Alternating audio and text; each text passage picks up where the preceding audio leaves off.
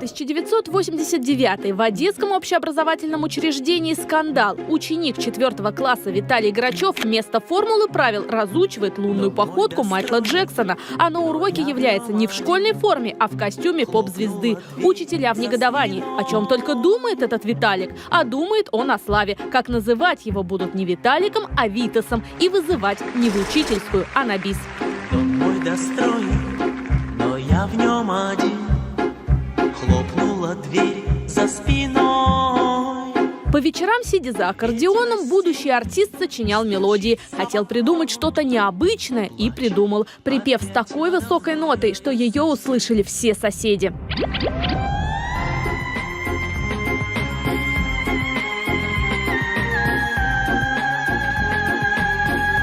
Папа из соседней комнаты вышел, соответственно, он подумал, что за крики, может быть, какое-то несчастье случилось. Вот. Но случилось счастье. Я придумал припев к песне «Опера номер 2». На что он сказал: если ты сейчас не прекратишь так кричать, то я буду вынужден вызвать полицию. Я говорю: папа, это мировой хит, я написал.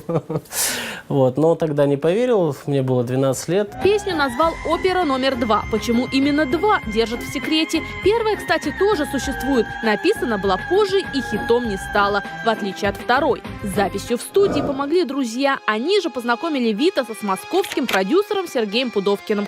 Тот оценил необычный фальцет артиста и предложил сотрудничать. Начали с клипа, режиссером которого стал Юрий Грымов. Это он придумал неправдоподобно высокому голосу добавить фантастический образ. Жабры под одеждой так впечатлили публику, что некоторые решили: Витас и вправду человек-амфибия.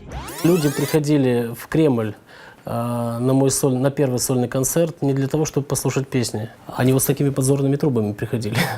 Реально, люди с биноклями вот такими вот приходили.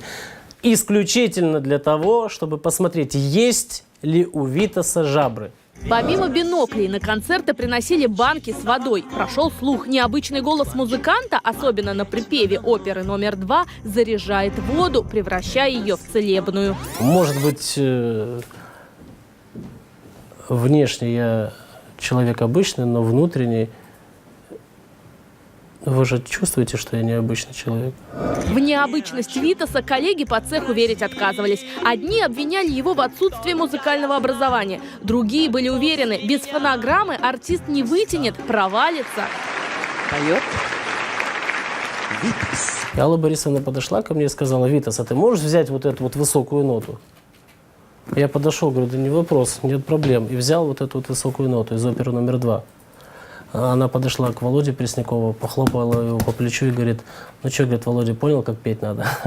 Внезапно прославившись в начале нулевых, Витас также неожиданно и пропал. Перестал выступать и записывать новые песни. Пару раз был замечен в новостных заголовках. Но не с музыкальными историями, а с криминальными. То совершил наезд на велосипедистку, то устроил стрельбу во дворе своего дома. Виноват, что я могу сказать, виноват?